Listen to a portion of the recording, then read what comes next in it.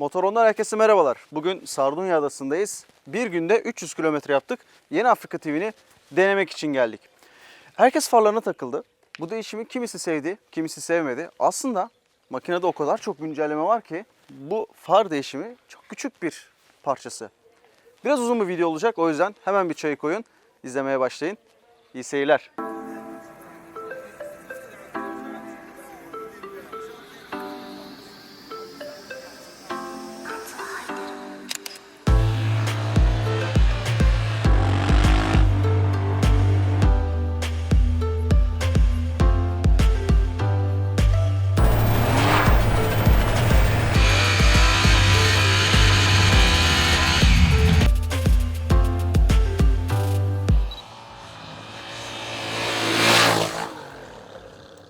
Öncelikle iki farklı modele geçtiler.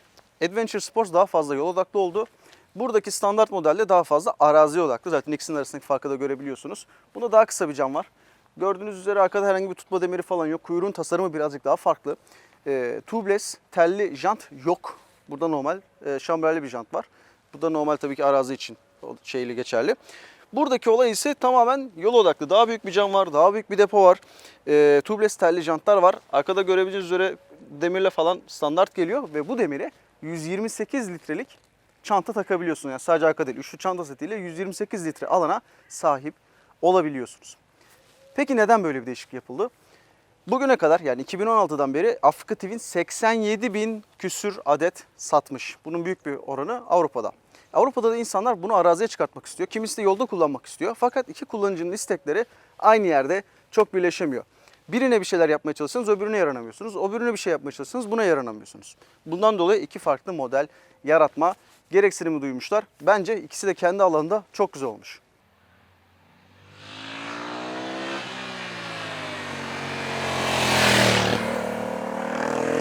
Euro 5 emisyonlarının gelmesiyle gücü tutturabilmek için 100 cc kadar hacimli bir artış yapmışlar. Bu hacim artışıyla beraber 5 beygirlikte bir tabi beygir artısı bizde de yazılmış. Fakat motorun içindeki %70 parça yeni. Tamamen yeni tasarlanmış. İşte pistonlarla crank'ın tasarımı değişmiş. eme manifoldunun ve egzoz manifoldunun tasarımları değişmiş. Daha verimli hale getirilmiş. Onların görüntülerini buraya ekleyeceğim. İşte egzozun katalizörleri daha aşağı alınmış. Bu sayede egzoz da daha kısaltılarak biraz daha aşağı alınmış. Hani hem yan çanta koyduğunda daha fazla alanın var artık hem de ağırlık dengen daha aşağıda. Bunun gibi ufak birçok şeye çok çalışmışlar. Ben burada motoru tasarlayan mühendisle birebir konuşma şansına nail oldum. Abi yani çok acayip değişiklikler var. Vites dişlileri daha hafif ve daha dayanıklı bir malzemeyle değişmiş. Motor da bayağı bir hafiflemiş. 1.8 kiloydu galiba. O civarda bir şeyde hafiflemiş. Bu kadar değişikliği yaparken, hacim büyütürken hafiflemeye gitmek oldukça önemli bir şey. Artık daha kaliteli, daha fazla işçiliğe sahip malzemeleri kullandığına bu bir delalet.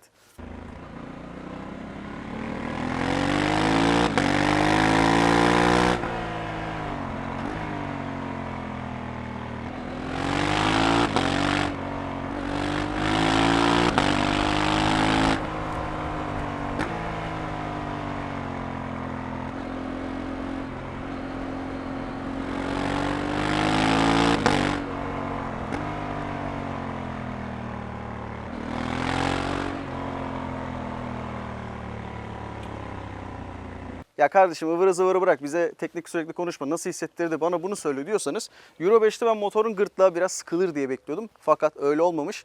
Egzoz eskisi kadar patırdamıyor ama bu sefer de egzoz sesi gayet güzel.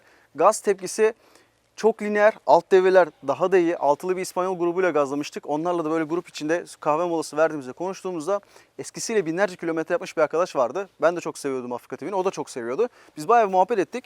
Gaz tepkisinin farkını bayağı özellikle dar virajlarda fark ediyorsunuz. Alt devirde kaldığınızda, örnek veriyorum işte 2 ile girmesi gereken yere 3 ile girdiğinizde, gazı verdiğinizde hiç ben gitmem demiyor. Gazı veriyorsun, verdikçe gidiyor. Kafamda istediğim, elimde yaptığım ve kıçımda hissettiğimin aynı korelasyonda gitmesi diye bir olay vardı. Bunda bu iş biraz daha ileri gitmiş. Ne hissediyorsam, ne istiyorsam her zaman motosiklet onu yapıyor.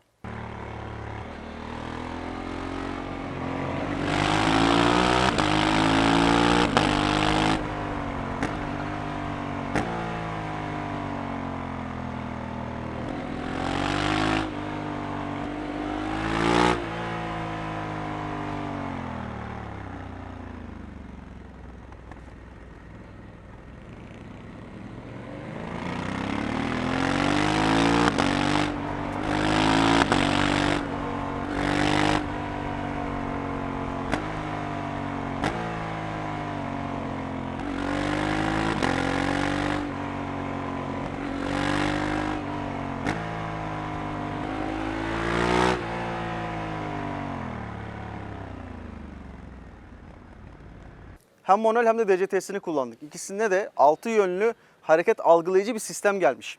Bu sistem sayesinde viraj ABS'si, buradaki viraj ışıkları, çekiş kontrol sistemi, teker kontrol sistemi, arka tekerin havaya kalktığında algılayıp ona göre fren performansını ayarlayan bir sistem. Bunların hepsi beraber çalışıyor. DCT'de de DCT sistemi buna bağlanmış. Yani DCT artık çok daha akıllı. Yaptığınız hareketlerin hepsini daha iyi matematiksel bir şekilde planlıyor.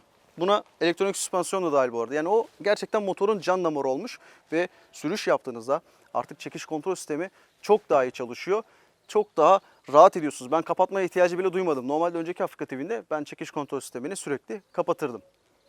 DCT akıllandı demiştik. Bunun bize yansımaları nasıl oldu? D'yi alıp bütün gün takılabilirsiniz. Yani hem şehire girersin hem virajlı yollara girersin, otobanda gazlarsın, canın ne istiyorsa yapabilirsin. Çünkü artık sen ne istiyorsan onu da en az senin kadar iyi biliyor DCT. Ha ne var?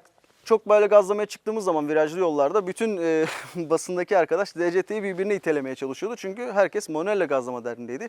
Manuel gazlarken daha zevkli. Ama yok, ben günlük kullanıyorum diyorsanız bunun için herhangi bir problem yok. Bu arada 2018 yılında satılan Afrika TV'lerin %43'ü DCT olarak satılmış.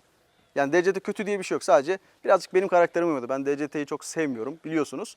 Ama onun dışında günlük kullanıyorum. Bana biraz daha konfor lazım. Ben öyle çok gazlama adamı değilim diyorsanız DCT alıp bütün gün takılabilirsiniz. Artık çok daha akıllı, çok daha mantıklı bir şanzıman var.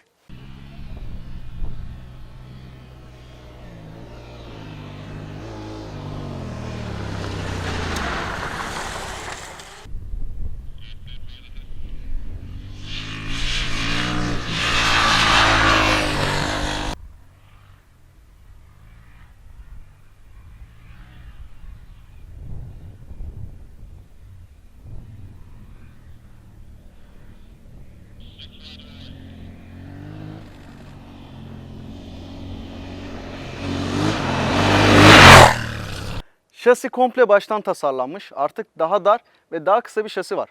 Bunu da artık iki farklı motosiklette çalışabildikleri için iki farklı modelde de kendilerine göre küçük değişiklikler yapıyorlar. Bu sayede ortaya daha kaliteli, daha güzel de bir iş çıkmış. Şuna geleceğim. Biz bunu virajlarda nasıl hissettik? Artık gerçekten kontrayı verdiğinizde size çok daha hızlı bir şekilde yanıt veren bir motor var burada. Araziye girdiğinizde de bu hızlı yanıt verme işi çok işinize yarıyor. Ve şöyle de bir güzellik var. Sele de artık biraz daha dar. Daha dar olduğu için Adventure Sports gibi yüksek motosiklette ayaklarınız daha rahat yere basıyor. Önceki Adventure Sports'ta benim boyum 1.77. Şöyle parmak ucunda falan basarken bunda motosikleti çok daha rahat tutuyorum. Yani bildiğin ayağım normal böyle basarak durabiliyorum. Bu şu demek oluyor. 1.70 boyundaki önceki Afrika TV'nin Adventure Sports'u sürmek için sadece hayal kurabilecek bir insan bu Adventure Sports'u artık alıp kullanabilir ve bunu rahat bir biçimde yapabilir. Bu gerçekten çok önemli bir şeydi. Çünkü artık motosiklet daha fazla insana hitap edebilir ve daha fazla insan hayallerini gerçekleştirebilir. Şimdi Avrupa'dayız diye bakma. Burada İtalya'dayız. İnsanlar da burada bayağı bir küçük. Onlar bu duruma bayağı bir sevindiler. Bizden çok da farklı boyları yok. Ekran konusuna hemen bir gelelim. Dokunmatik değil, basmatik bir ekran var. Neden böyle söyledim? Normal dokunmatik ekranlar elinizin elektriğini algılar ve böyle dokuna dokuna değiştirirsiniz. Şimdi bu eldivenle çalışması için basma gücüyle çalışan bir sistem yapmışlar buna. Evet, güzel çalışıyor, rahat çalışıyor. Birazcık fazla basmanız gerekiyor. Şimdi biz dokunmatiğe alıştığımızdan işler birazcık daha farklı ilerliyor. Ama bir günün sonunda buna tamamen alışmış oluyorsunuz. Ekranda iki farklı mod var. Daha doğrusu renk şeması var. Karanlığa girdiğinizde farklı bir renk oluyor. Açığa geldiğinizde, güneşli bir alana geldiğinizde farklı bir renk oluyor ve bunu otomatik değiştiriyor. Golden, Silver ve Bronze diye farklı bilgi ekranları var. Yani Golden'da her şey mevcut. Bütün aradığın bilgi burada var. Tur moduna geçtiğinde bunu net bir şekilde görebiliyorsun. İşte Gravel moduna girdiğinde veya Offroad moduna geçtiğinde burada farklı şeyler önemli olduğu için onları senin daha fazla gözüne sokabilmek amacıyla bazı şeyleri kenara ayırıyor. Bu bence güzel olmuş. Sen istersen bu arada kullanıcı modundan, ekrandan kendine özel bir ekranda yaratabilirsin. Kardeşim benim için o önemli değil, benim için bu önemli. Pıt onu koyarsın. Benim için şu önemli, pıt bunu koyarsın. Kendine göre bir menü yapman mevcut. Bu arada birçok şeyi ekrandan değiştirebiliyorsun. Kullanıcı şey yapmaktan bahsetmiştik. İşte süspansiyon ayarlarını, motorun ayarlarını, işte motor frenini, her şeyi ekrandan değiştirebiliyorsun. Fakat bunun için tabii durman lazım. Bunları değiştirdikten sonra modunu kaydediyorsun. Kullanıcı ayarlarından kullanıcı biri seçtiğin zaman motorun modu olarak sen kendi seçtiğin şeyde gidiyorsun. Motoru kapatıp açtığında da yine senin seçtiğin şeyden başlıyor. Bu oldukça iyi bir olay. Çünkü millet uyuz oluyordu buna. Ben bilmem ne modunda gidiyorum, kapatıyorum, açıyorum motoru. Yine kendi bildiği şeye geri dönüyor diye. Bu bence güzel olmuş bu sefer. İşi güzel kotarmışlar. Çekiş kontrol sistemi ve teker kontrol sistemini yine bir iki tuştan oradan ayarlayabiliyorsunuz. Preload ayarlarını da değiştirebiliyorsunuz. Bunlar çok hızlı bir şekilde gerçekleşiyor. Süper olmuş. Ekranı ben fazlasıyla beğendim. Artık Apple CarPlay'de var. Çok daha rahat okunuyor. Dediğim gibi navigasyon falan her şeyi koyabilirsin. Bir de güzel bir müjdem var. Artık Türkçe dil desteği de var. Honda Türkiye bunun için özel olarak uğraşmış ve Türkçe dil desteğini bu motosiklet için getirmişler. Ben bunu gördüğümde çok sevindim. İspanyolların motosikletini ayarlarken benim bunu bulmuş olmam da işin ayrı bir ironisi tabii ki. Dururken ekrandan kontrol edebiliyorsunuz bazı şeyleri demiştik ama yolda giderken ne yapacağız? Sol tarafta adının gerçekten hakkını verecek boyutta olan bir sinyal kütüğü var. Bu sinyal kütüğün içinde 50 tane tuş var. Hatta böyle baktık ya bu uzay mekiği gibi bir şey olmuş dedik. Ona basıyorsun oraya geçiyor, buraya basıyorsun buraya geçiyor. Böyle biraz alışması zaman alıyor. Yolda giderken ben ilk baştan sinyalin yerini bile bulamıyordum. O kadar fazla tuş var. Ama alıştıktan sonra bir problem kalmıyor. Tuş fetişi olanlar bunu çok sevecek ama sadelikten yana olanlar böyle bir falan yapabilir. Ama alıştıktan sonra herhangi bir problem kalmıyor.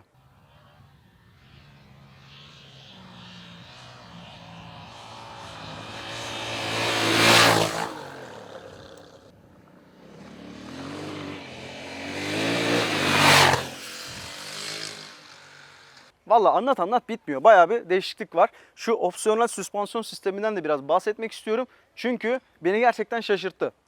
Tur modunu aldığınızda rahat bir şekilde gidiyorsunuz otoyolda. Virajlı yollara geldiğinizde bunu hissediyor. Yine ona göre hareket ediyor. Bu İtalyanlar da yolları bizim gibi yapıyor. Giderken bir anda böyle uçtuğum falan şeyler oluyor. Köprü bağlantıları onlar da bizim gibi tam yapamamışlar. Bu uçmalarda motosiklet havalanıyor. Motosikletin biraz havalandığını hissettiği zaman süspansiyon ona göre kendini hemen sertleştiriyor ve indiğiniz zaman şöyle tekrardan bir hareket yapmıyor. İniyor ve orada kalıyor. Muhteşem bir stabilite var. Müthiş bir stabilite var. Kendi ayarınızı yaptığınızda da bunun farkını net şekilde görüyorsunuz. Bir ara böyle bir durduk kahveyi bir şeyler içmek için. Ben öyle dedim ki ya bu biraz fazla yumuşak. Yollar da çok virajlı. Şunu biraz sertleştirelim, bir ayarlarla oynayalım. Kullanıcı menüsüne geldik. Birkaç ayarla oynadım. Baktık güzel de oldu. Ben böyle bayağı yürümeye başladım. Sonra İspanyollar geldi dedi ki abi sen ne yaptın? Değişiklik yaptığını falan söylemiştin. İşte birinin nav motorunu değiştirdik. O da uçmaya başladı. Ondan sonra gruptaki herkes geldi. Herkes ayar istiyor benden. Onun ayarını yaptık, bunun ayarını yaptık. Şöyle oldu, böyle oldu derken adımız grupta ayarcıya çıktı. Zemin değiştikten sonra ne yapalım diye gelip bana soruyorlardı. Şunu geleceğim. Süspansiyonları ayarını değiştirip çok acayip şeyler elde edebilirsiniz.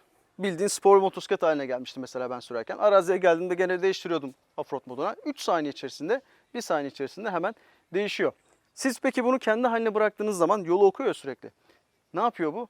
Saniyede 66-67 kere yolu okuyup ona göre sürekli süspansiyonu değiştiriyor. Yani bu motosikletler artık çok akıllı olmaya başladı. Eskiden olsa bunlar artık problem çıkartan şeylerdi. Ama teknoloji o kadar gelişti ki bunları sevmeye başladık. Ben böyle şeyleri pek sevmezdim ama bunda güzel olmuş. I did the user with the hard suspension is another bike. Yes. Perfect. Yes, I changed it. Did you try? No. When you brake hard? Maybe I pushed. Before Yeah. was like this. Ya da ben şimdi basmışım. Now it's tried hard. It handles f***ing good. I mean, when you change the mode, oh, I felt. I mean, in the morning when I was behind of you, I feel like something is wrong with the bike. I mean, it has to be more responding to me. Yeah. When we change the settings, after that, I know, amazing. it became like a supermoto. The front rear, even if it's a 21 inch, that this is not good for road. Yes, yes. And even that, it change, stays. Yes. I mean, you can even change your line twice or third time in the turn. Uh-huh. That's very good. What I need is a manual gearbox, please. Do you want to swap?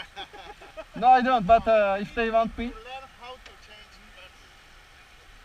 Sonuç olarak toparlarsak artık ne istediğimize çok daha iyi bir şekilde cevap veren bir motosiklet var. Araziye mi gireceksin? Bir iki ayarı değiştiriyorsun araziye.